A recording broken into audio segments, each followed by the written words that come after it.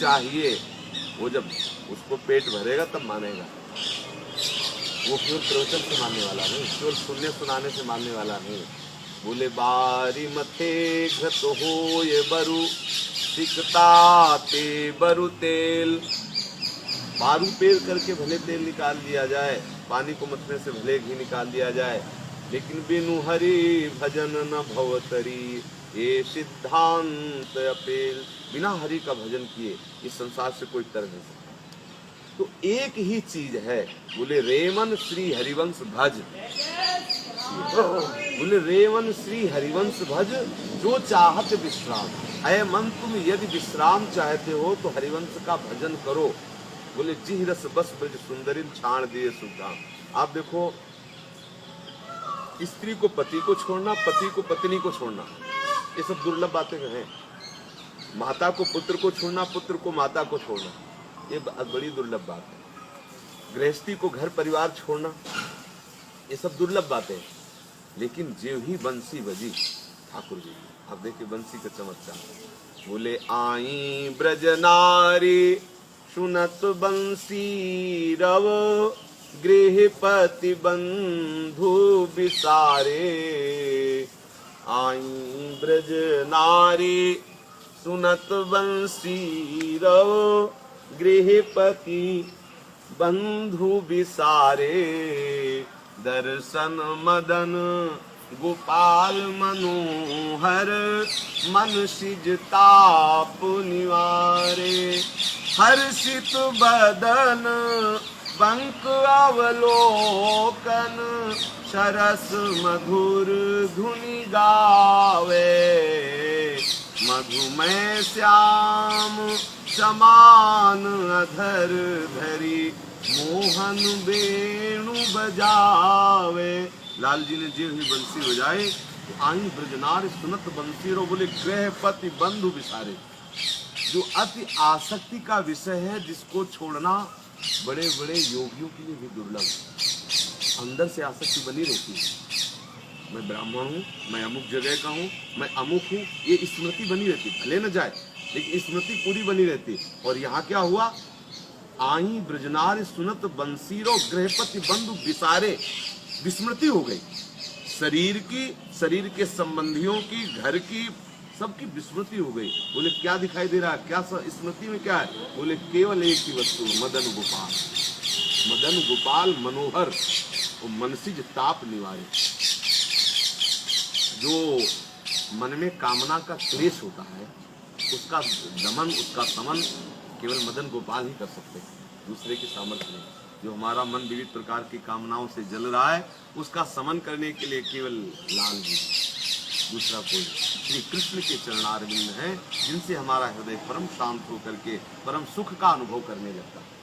अब उस सुख शांति में, जिस सुख शांति का वर्णन किया जा रहा है,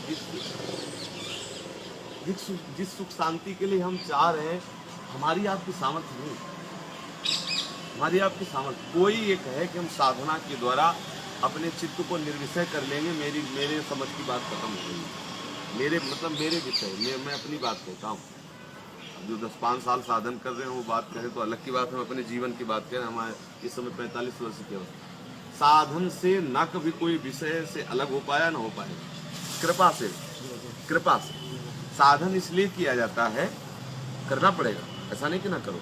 साधन इसलिए किया जाता है कि करने का जो वेग है, क्रियाओं का जो वेग है, यदि तुम सत्क्रिया नहीं करोगे तो असत क्रिया कराता रहेगा, और असत क्रिया कराते रहोगे तो असत क्रिया से अविद्या का इतना बड़ा मोटा पर्दा हो जाएगा कि आप कृपा को नहीं ले पाएंगे। ऐसे से ऐसे करना पड़ेगा, पर ऐसे करने मात्र से आप तृप्ति नहीं हो जाएगी।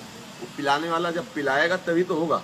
अब पिलाने वाला पिलाएगा आपका ऐसे ना हो तो भी नहीं बात बनेगी। तो साधन ये हुआ, अपने दोनों कर जो है अन्य जगह से हटा करके और अंजलि पास के बैठे, ये साधन हुआ। और वो कृपा हुई जो पिला रहा। अब हम पे कृपा तो है, लेकिन अंजलि नहीं फंसी है। अच्छा, अंजलि फंसी है लेकिन छेद है नीचे, बड़ा सावधानी का विषय है। तो साधन क्या, साधना हो रही है, लेकिन अहम रूपी छेद है, अहंकार। मैं ब्रह्मचारी हूँ, मैं जितेंद्रीय हूँ, मैं ज्ञानी हूँ, मैं। इससे क्या हुआ, इतने छेद हो गए कि जो कृपा आई वो सब बह गई और चित्त रूखा का रूखा रह गया।